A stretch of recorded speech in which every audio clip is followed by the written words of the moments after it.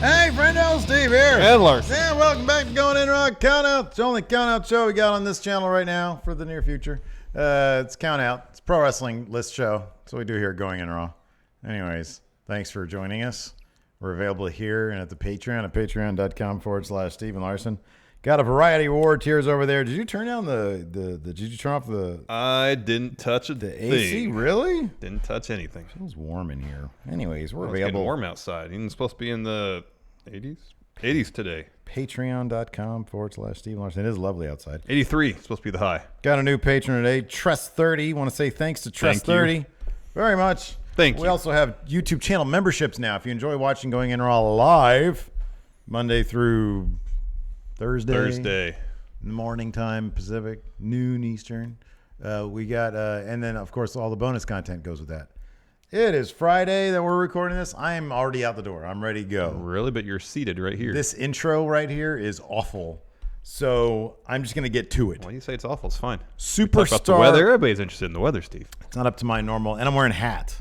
I know a lot of people are like, I can't concentrate because Steve is wearing a hat today. I just worry about the shadows from the lights covering up your face. I don't care about that at all. You literally years you've always, whenever I've decided to wear a hat, hey Steve, the shadow's going to cover your face. Yeah. There's no shadows. Look, it's fine. Even if I do this. I can see the shadow right there plainly. Well, I'm not going to do I ever do this? I never now. do this. Do it now.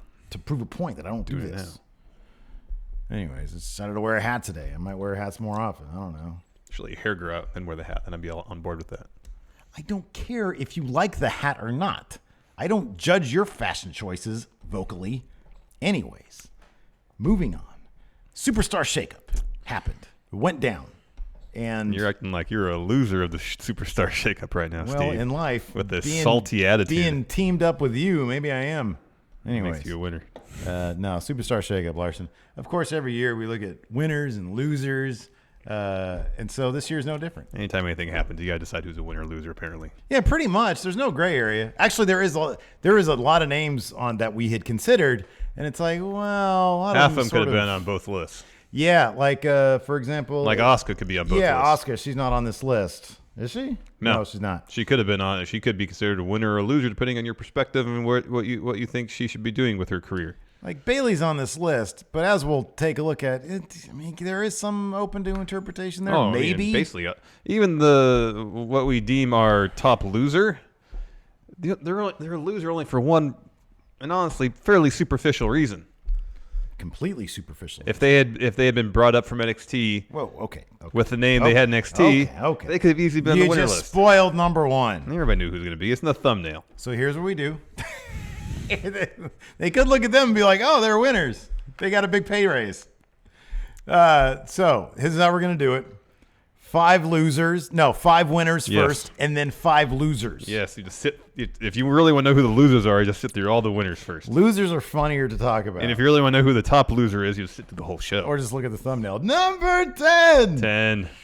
The Raw Tag Team Division. The Raw Tag Division was by far the weakest division on that particular brand. Of any brand in WWE. Really was. So they add Usos from SmackDown Live TV. Yeah. They add War Raiders from NXT. Yeah. They keep Ricochet and Aleister Black full time. Exclusive to that. Yes. Brand, yeah. Add to that trio the Revival, former champions, stellar team in their own right. Yeah. Kurt Hawkins and Zack Ryder. Maybe not the caliber of tag team as the other teams, but they are champions. Therefore, you have to include them in that top group.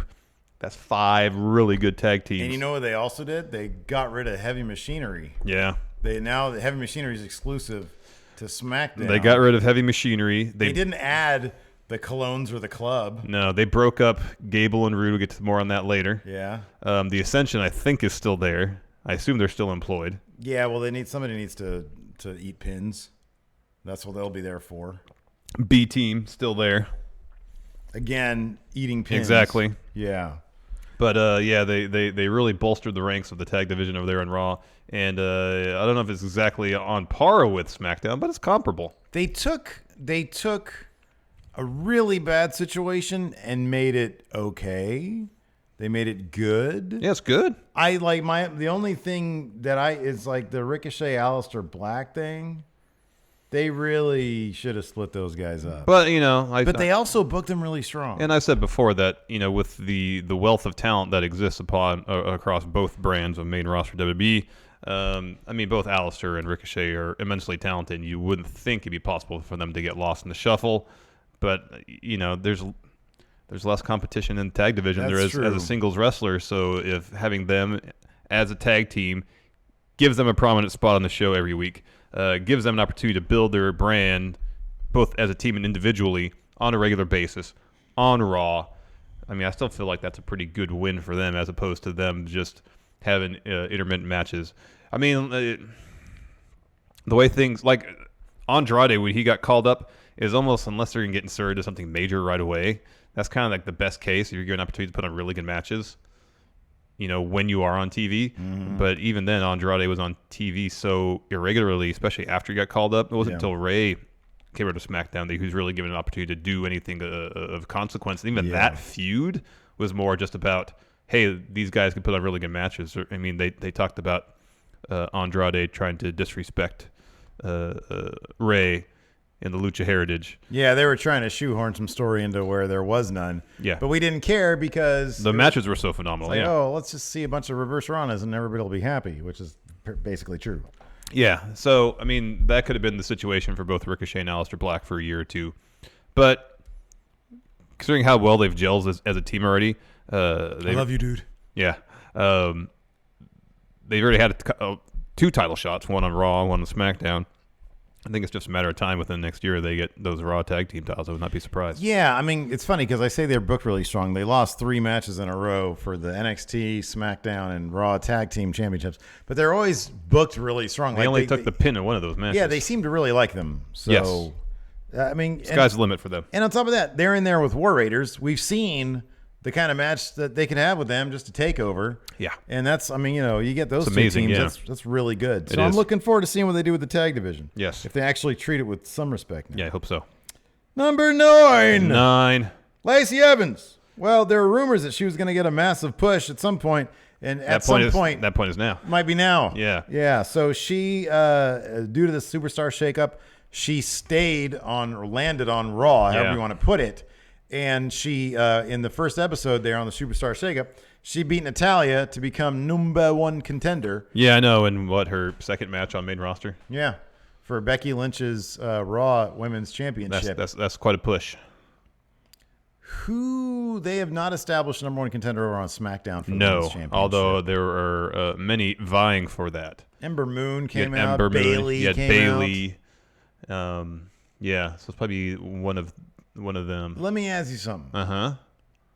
Because I think the answer weirdly might be Lacey Evans. I don't think Becky Lynch is going to drop both titles anytime soon. They might, given that they might consider her kind of like a Roman-ish level person, keep her on SmackDown, but in order to free up the women a bit, have her drop the Raw title to somebody. I actually thought the inverse might happen, just based on the depth of talent in the SmackDown roster. They thought, well, you know, if Becky has to drop one of these titles, and we want her on Raw, then let's really load up the SmackDown Women's Division. Again, we'll get to that more later. Knowing that Becky's going to be on Raw, and then her star power can carry that division, whereas we just have insane depth over here on SmackDown. That could be the case. That's how I kind of read it. I would just be really surprised if they, I mean, maybe this is the sort of thing where they're going to have Lacey Evans put in a really good showing, and so she lands, you know, as one of the top female competitors, but she didn't really get the title. And then come back around to it in later a year or so. Yeah, that could be the possible. case. In any event, it's obvious that they really like Lacey Evans. They have spent months building her up. She had the Abe Simpson gimmick. Here's the thing. The funny thing is, you're right. The funny thing is, you can always tell when Vince really likes a person when he builds them up in the worst way possible. Like, apparently Vince really likes Elias. And if you remember how they built him up, really, he was just milling about. He was just wandering around. It was actually pretty funny at first. No, it was. It was great. But, like, that's how Vince, if Vince likes you, I feel like that's sort of how he does it. Yeah. You know? Yeah. Just do something kind of oddball. Yeah. And that's what they're doing with Lacey Evans. But, you know, having her attack Becky in the way that she did and then her win fairly decisive win. Yeah. Over Natalia, including that moonsault, which I didn't hear anything about the aftermath of that, but boy, she landed hard on Natalia's ribs. Seems like they really like her. Yeah. So yeah, I mean, she definitely came out on the top show. They say Raw is the top show. Yeah, it is for the time being, at least. She's number one contender. Yes. Number 8. 8. Gargano and the Undisputed Era. They win by not getting called up. Yes. Yeah. As we'll see with our number 1 entry, there is every reason to believe that, let's just take Undisputed Era first. Had they been called up, they would have been split up. They would have been renamed. Yeah. Maybe even individually. Uh-huh. Alan Cold. Alan Cold, yeah. You would got like an ice delivery person gimmick. Bobby Fish changed to Fisherman. Yeah, or just he's like a deep sea fisher, but still Bobby Fish. Yeah. Kyle O'Reilly would have been Just Kyle. Just Kyle. Welcome, Kyle. Welcome, Kyle. Yeah. And then Roderick Strong would have been Strongman. Strongman. And he would have borrowed Simon Gotch's old tights. He would have come out with like a fast speed camera, undercranked. Yeah. And said, you have to grow a mustache. Yeah. Yeah. Strongman. And he comes out with like with the barbell thing or the dumbbell barbell thing. Doing that. Yeah, exactly. So they have stayed in NXT where they're in a really, really cool thing with Johnny Gargano. Yeah. Speaking of Johnny Gargano, he experienced a little flirtation with a call-up like a month ago with Ciampa, and thank God Vince didn't say, he's great, he can anchor 205. Yeah. Because he has been sent back, or he has remained in NXT. Yes. Didn't get the full call-up treatment. No. Thank God he would have been basically in the same locker room as Chad Gable and Apollo Crews. The locker room that Cedric Alexander is desperately trying to stay away from. Yes. So, but I mean, you've seen what's happened with guys who have a lot of athleticism, Chad Gable, Apollo Crews, and guys who have personality, but for whatever reason, they don't want to display them. Yeah. And Cedric has to be very careful about that. Now, if Gargano and Ciampa had come to main roster together as DIY, their fortunes would have been better. Yeah, yeah. So, I mean, you got to disregard the storyline aspects of it, considering what was going on in NXT, because main roster is treated as a completely different animal than NXT. Yeah, their fortune would have been better as a tag team. Yeah. But yeah, Gargano at this point as a solo competitor, it's probably 205 Live. He needs to have the NXT title for a while, and Vince to notice that I'm sure he knows this by this point, that he's a phenomenal wrestler, and B, that you can make money with Johnny Gargano. Yeah. And if he recognizes that, and there's evidence that's possible, then maybe on the main roster he could fare well. Yeah. He's doing really, really great things in NXT. He's like the guy who's bringing 5-star matches to NXT. And that really means something. Maybe Vince is just waiting until he's ready to bring Candice to the main roster, and they'll bring him up as the wrestling family. I actually wouldn't mind that. I think it'd be kind of cool. With the Leave It to Beaver type of vignettes, black and white. Yeah. I'd be into that. Yeah. Why not, right? Where they make all sorts of puns and jokes using, having everyday conversations, but putting the names of wrestling colds into their conversations. Yeah. It'd be pretty Could be cheesy. worse. Could be worse. Yeah. It could be the wrestling experience, I guess. That actually sounds kind of cool, too. Moving on, number 7. 7. Roman Reigns. So we've been Smackdown Live. We speculated that he'd get moved over to SmackDown, just kind of give him a fresh start. As long as he was going to be on Raw, people were going to worry, when he's going to get that title off Seth. Seth just got that belt. Yeah. Seth should have that belt for a while and shouldn't have to worry about the perception that Roman is there, and at some point that belt is going to be taken off Seth and put around the waist of Roman Reigns. True. And then you get him over to SmackDown, fresh start, new feuds. It's a huge win, I feel like, for Roman. Maybe even most importantly, SmackDown's creative is, for whatever reason, seemingly better. Just far better than Raw's. Maybe they'll let Roman be Roman. Yeah. I mean, they helped him out by his debut on SmackDown, having him punch Vince in the face. Everybody loves that. And I'm glad that whomever it is in creative that came up with that spot, maybe it was Vince. Maybe Vince remembers the big pop that Roman got when he was doing things like beating up Triple H, beating up Vince McMahon. Maybe he remembered that. Yeah. I mean, Vince always likes getting other guys over by having them beat him up, like Kevin Owens headbutting him. Or going back as far as Stone Cold. Or exactly the blueprint for it all. Or in reality, Bret Hart.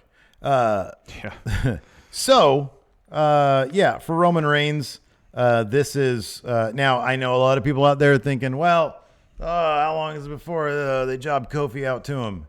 I don't know. I mean, I'm sort of if they have a good story behind it, which SmackDown seems to have, then it's fine. It's whatever. Well, here's the thing, too. Here's the thing. Whenever Reigns wins that WWE title, because it will happen. It will happen.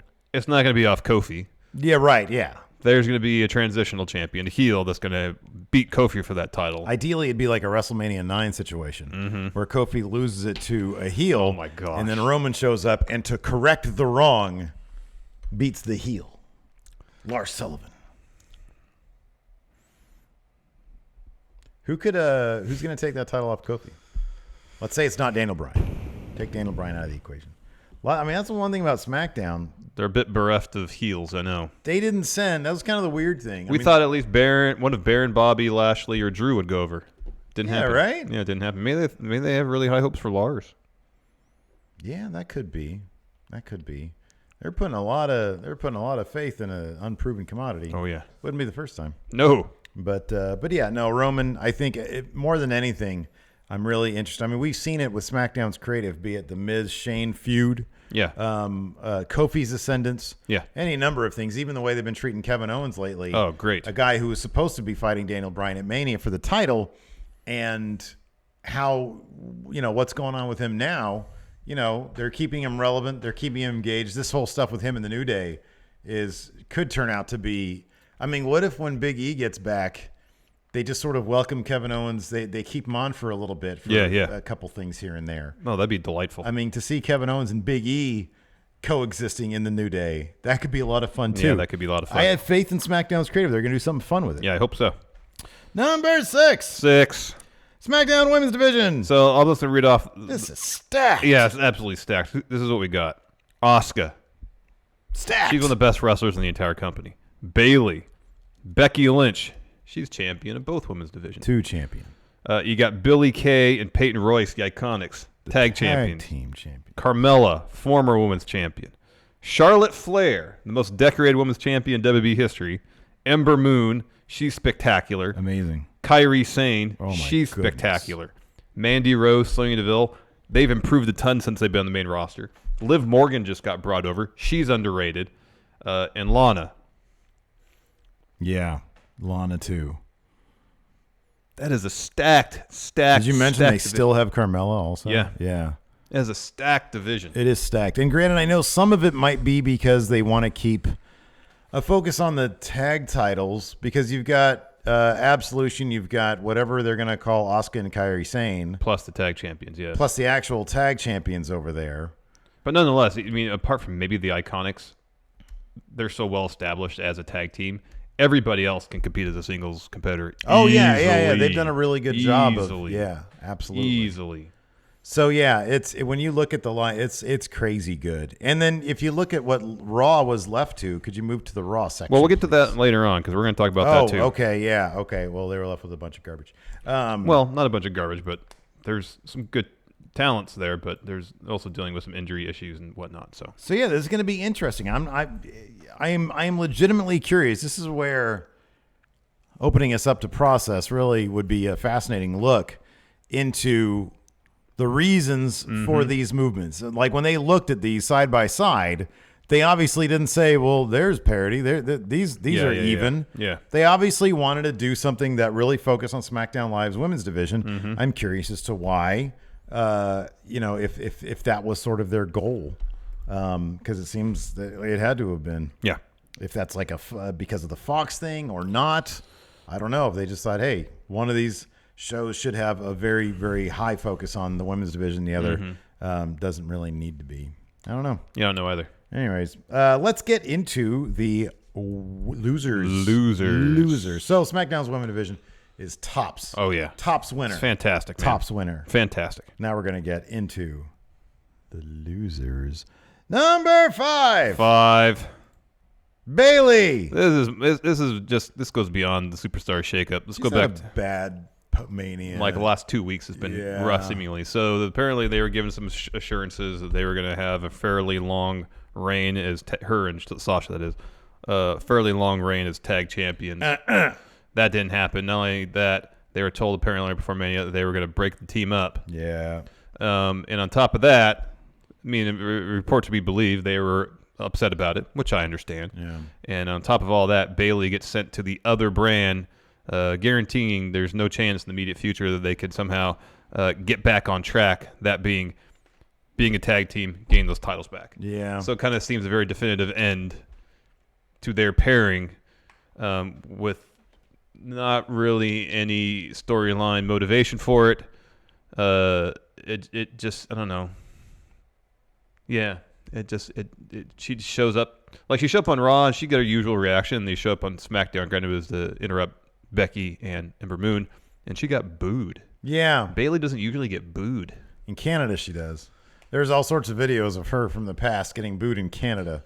There was that one time, and I'm not sure if it was situational or if Canada just really don't like Bayley, but there was that one where she had like her arm in a sling, and she was like, I really want to thank all the people reaching out to me. And they were like, boo. And she was like, except for the people booing me here.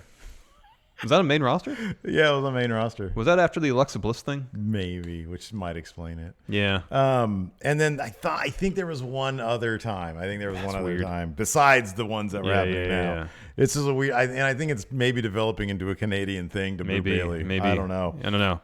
But yeah, like she was already in a bad mood probably. And she's even looked like she's been in a bad mood. I know. When she came out on SmackDown, she was like, yeah, I think I left all my hugs on Raw. No, she said I left all my hugs on Raw. Yeah. Definitively. Yeah. She did. No thinking about it. No thinking about it. It was definitive. And that just kind of came off like a bit of a shoot right there. Yeah. That seemed like it was some real talk from Bayley. Yeah. So she's in a crowded SmackDown women's division, which thanks in part to her is very stacked. Yeah. And she's not part of a tag team. Yeah. So that helps. In her debut, she was making a claim to get her hands on not just one, but both of Becky's women's titles. And if what you are saying does actually come to fruition, if they want to have Becky exclusively on Raw and they're going to have somebody pick up that SmackDown title, Bayley's going to be in the top list of top three. It's going to be her, Ember Moon, and Charlotte. And Charlotte. Although I kind of feel like with Charlotte, they're going to do boy, she had a really good Carmella match. She did.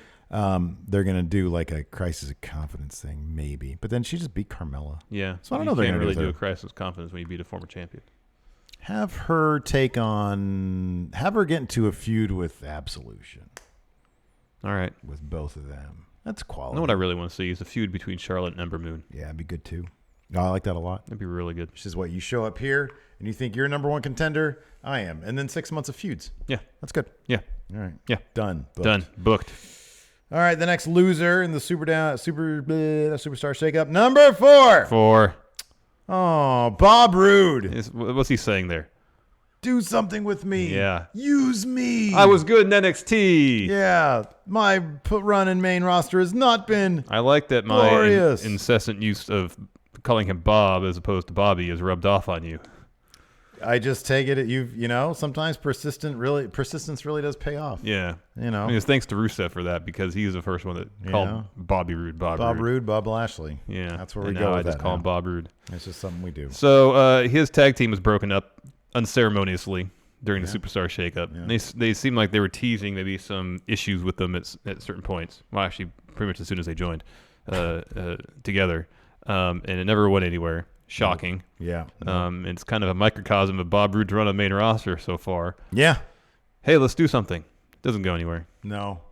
So it's not shocking. And then every time they start to do something, they do a promo where they say, oh, we're tired of being good guys. Now we want to be heels or bad guys. And then this happens. Yeah. And they break them up. Yeah. But here's the thing. You'd think, okay, well, Bob Roode, he's immensely talented. He's got a wealth of experience. As we saw in NXT, he is awesome. Yeah, he's great. However, I felt like his pairing with Chad Gable was like his bid at relevancy on Raw. Because now, with the roster being as stacked as what it is across the board, plus new people coming in, the odds of him just showing up on main event on a regular basis increased exponentially. Yeah, so you laid this out, I think, in one of the Shakeup episodes. So if Assuming he's a heel, yes. If Bob Roode stays heel, he's behind Lashley, Corbin, Drew. He's maybe on par with Andrade, but he's definitely behind Joe. Andrade. Who else am I missing? Maybe Sami Zayn. Sami Zayn's getting TV time. Yeah, Sami Zayn's getting TV time. So he's behind like 6 people. He's maybe on par with Andrade. In the heel pecking order. No, Yes. Andrade's above him. Okay, fair enough. Andrade just beat the Intercontinental Champion. He's definitely below Andrade. And then if he decides to, if they have him go back to being boring, smiling face. You got AJ, Seth, Braun. Cedric's probably going to be a face, but I mean, he might be on par with Cedric. That's a tag team I wouldn't mind seeing. Cedric Miz, and Bob. Rey Mysterio. Oh, yeah, Miz is there. Ray is there. So he'd be 6th in that pecking order, too. It's not looking good. No. He has been like, yeah. Yeah. And what did we just say about SmackDown? They're low on heels. Yeah. Why didn't you send Bob Roode as a heel over singles to SmackDown? Chad Gable went there. If they went together, they'd probably assume, we got another tag team here. Well, keep Gable on Raw. Put him in a different tag team with somebody else. I know it'd be viewed like a step down for him, but Chad Gable would be phenomenal on 205 Live. Imagine the matches he would put on. Yeah, I know. Phenomenal. He'd be like instant cruiserweight champion guy. Yeah. I know. I agree. If not no other reason to kind of, revive his career as a singles wrestler, I think it might be a wise, assuming he's ever been presented with that opportunity, for Chad Gable to consider that. Because he'd be on TV all the time, putting on great matches. Yeah. No, I agree, man. But getting back to Bob Roode. Oh yeah, he's in the middle. He's in the middle of the heap. You know what they do? This is what you do. Glorious Impact, Connecticut. Yeah. The Glorious Impact. Bob Roode and Bob Lashley together. Yeah. In real life. Yeah. Keep Leo Rush with them. Yeah. See, that's what you do. That's the tag team you form. That's a money team right there. It really is. And then you're only adding to Raw's tag team division. And you got to have them be dominant. You just can't have them. They got to be dominant heels. Yeah. Dominant heels. I'm telling you, man. Right now there's room for an APA in their drinking days. Yeah. Not the ministry version. The Acolytes Protection Agency. Yeah. There's room for that. Yeah. Like a beer money type thing, but with Bob Lashley. Mm-hmm. They both have history and impact. Hell, how about those two guys with the U.S. champion Samoa Joe? Oh, that's something else. That's a killer faction right there. Who was the main event mafia? It was Joe. It was Kurt Angle. I don't know anything about it in TNA. I'm probably making stuff up. And that was a faction in let's find out. In TNA, though. Let's do some research. The guys who have Bob a pro Roode. wrestling podcast. I don't know there's never mind. It was. Here we go. Kurt Angle, Sting, Kevin Nash, Booker T, Scott Steiner, Samoa Joe. I don't know who Tracy Brooks is. Whoever this person is. Don't know who that is. All right. Anyways. So no Bob Roode. No. Was Bob Roode ever in a faction in TNA? Yeah. Wasn't he part of Fortune? Oh, that's what it was. Yeah. He was part of Fortune. Yeah. I knew that. Yeah. Let's see here. Hold on a second. Let's look up Fortune TNA. TNA. Here we go. Fortune. Ric Flair, AJ Styles, James Storm, Kazarian, and Robert Roode. Is that their logo? The group also apparently. That's horrible. I know, it's awful. The group also later came to include Christopher Daniels, Douglas Williams, Rob Terry, and Matt Morgan. I don't know who some of those people are. I have a pro wrestling podcast. Anyways. Can't watch everything, man. Bob Roode, definitely a loser. But maybe, look, the tag team thing wasn't working. No. Maybe they'll launch him up there maybe he'll be the next person to challenge Seth Rollins. 3 months of feuding. No, you have Drew, you have Bobby Lashley, you have even Baron, Samoa Joe. Too many people ahead of him in line. Can we start like a petition or a hashtag? Save Bob Roode. See if we can get him out of the doldrums. Yeah. Let's do that. All right. Let's put our powers to good. All right. Anyways, number 3. Sanity. So they're done as a faction. They got broken up. Eric Young's going to Raw, confirmed. Alexander Wolf, he said goodbye to WWE. Whether that means he's just not going to be on the main roster, he's done with the company, who knows? Damo, don't know where he's going to go. Apparently, Nikki Cross is without a brand. So you have Sanity, this great faction in NXT. Fantastic. They get called up without Nikki Cross. Let me ask you this. And they were on SmackDown like 12 times.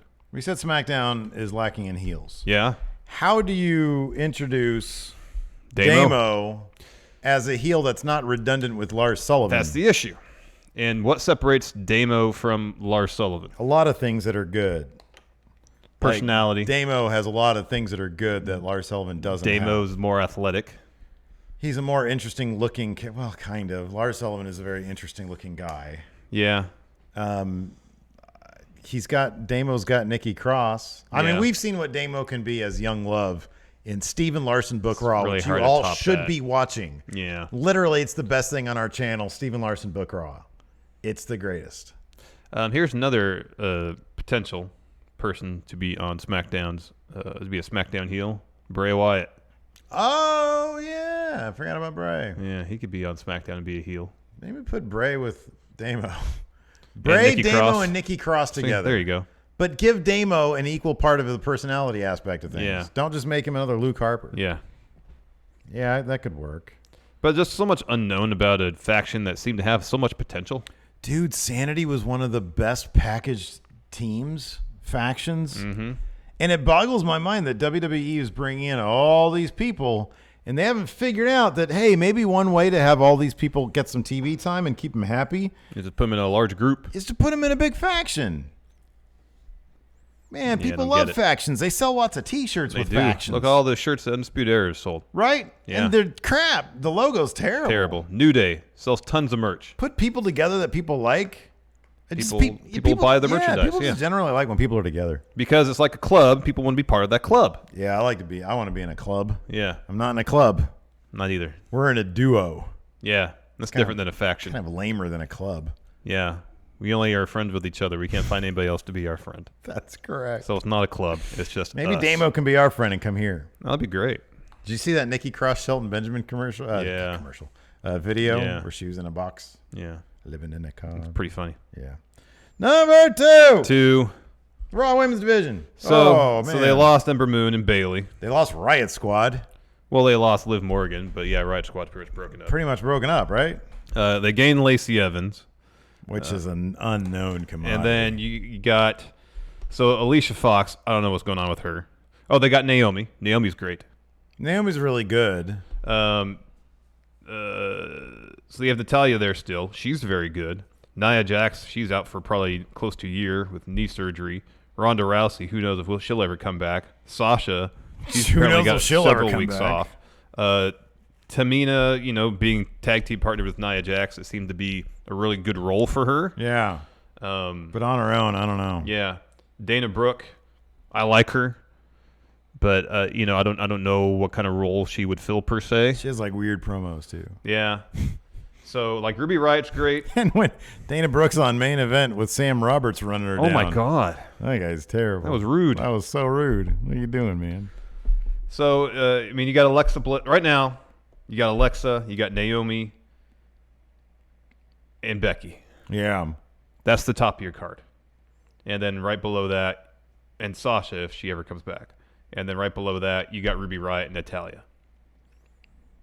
Now there's And a lot. Lacey Evans, There's obviously a lot of potential there. Yes, because Ruby Riott's great. If you get an opportunity to really showcase the full breadth of her skills, she can get herself over. The problem is with WWE, they're not really good at fostering potential on main roster. You No, know? they do. NXT does a great job of that. Yeah. And then they get brought up to main, and it's like all the gains they had made in NXT. Mm-hmm. Vince wants to do this with you. Yeah. So I don't know, man. It's sketchy territory. It could lead to a breakout with a Ruby Riott. I mean, this is gonna be messed up when you have 3 hours of Raw, and right now I can kind of think that they're gonna do something with Lacey Evans and Becky Lynch for one segment.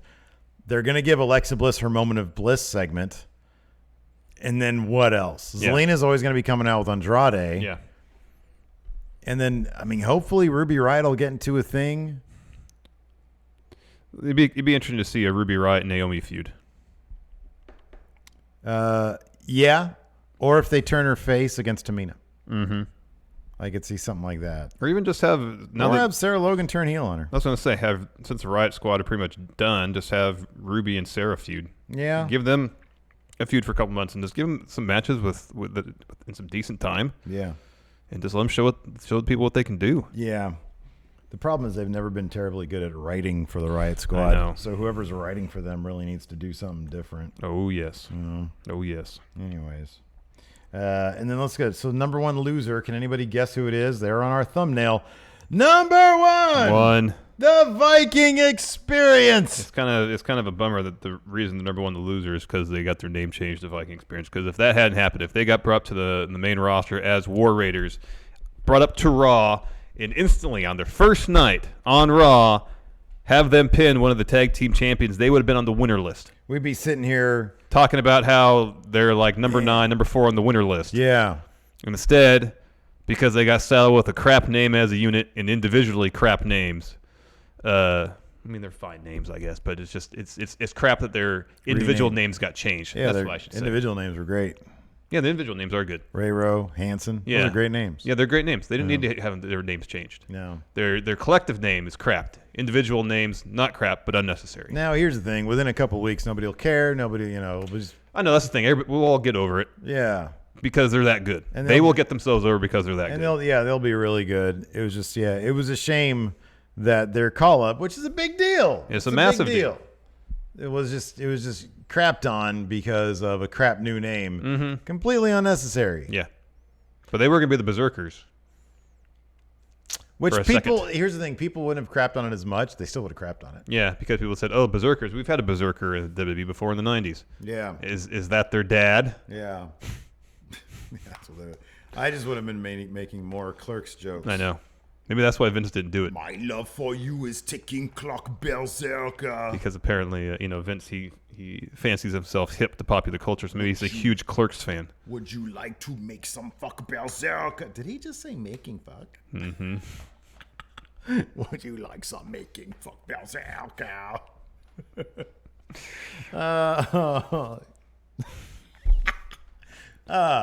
Anyways. Yeah, Viking Experience. That's what everybody's going to remember from the shakeup. I know. That's what is that the Viking Experience year? That's what it's going to turn into 5 years from now. Oh, they're doing another shakeup? What year was it that the Viking Experience showed up? Oh, wow. That was 2019. Crazy, those guys are AEW tag champs now. As War Machine. I know. Yeah. I know. And that's like you touched on it. That's the crappy part is that I'm sure it's a huge moment for them to get called up, debut on Raw, especially in such a huge, prominent position. And everybody was talking about Viking Experience. I would really love to think, I really hope that having been in the pro wrestling industry as long as they have, having heard story after story about things like this, that they both have a good sense of humor about the whole thing. I'm sure like a lot, if you're in the professional wrestling industry, you got to brush a lot of stuff off. Like in my head, I'm hoping that they came out and they were just trying not to laugh. Mm-hmm. Because if you and I were a tag team and that happened to us, we'd probably be kind of livid at first, but then like, dude, come on, it's funny. Well, we just started talking crap about it. Yeah. But here's the possibility: a WrestleMania entrance thing coming in a giant Viking ship. Yeah, that'd be cool. I don't even know what the sound is I'm making right now. That's the horn, battle horn. Yeah. Yeah, battle horn, right? So that could be cool. That'd be cool. Maybe Sarah Logan will go with them because she's married to Ray Rowe. To Eric. Is he Eric or is he Ivar? He's Eric. I thought Ivar. Hanson is Ivar. Hanson's Ivar? Yeah. Are you sure about that? I am. I'm going to double check your work. Fine. Eric. Yeah, Eric's Ray Rowe. Eric is Ray Rowe. That's what I said. There he is. All right. Well, you got your thing right. Look at him. He called that the Thunderdome. That's just his garage in Orlando. That's a good squat, though. He says Thunderdome. Here, how many Thunderdome? How many plates are on there? At least 3 plates. There's like... Well, there's... 2, 3, 4. I'm trying to see if they're all 45s, though. There's a lot going on there. Yeah, man, he's super strong. I wish I could squat that much. Good guy, Eric. Yeah, there you go. Good guy, Eric. Anyways, so that's Dude Ivar. Dude Ivar. There you go. How are we going to rebook them? No, we're gonna do the four Norsemen. Remember? Yeah, that's good. That works. So, anyways, thanks everybody for tuning in, and we appreciate it. Let us know who you thought won and lost in the comments below. Yeah. And be sure to check out another video that we have also. Yeah, there's plenty of them on our channel. Until next time, we'll talk to you guys later. Bye. Be a part of Going In Raw today at patreon.com/Steve and Larson. Starting at $1 a month, you can enjoy Going In Raw ad-free, gain access to the daily 30-minute Going In Raw post show, exclusive merchandise, and so much more. Support Going In Raw today. Click the link in the description.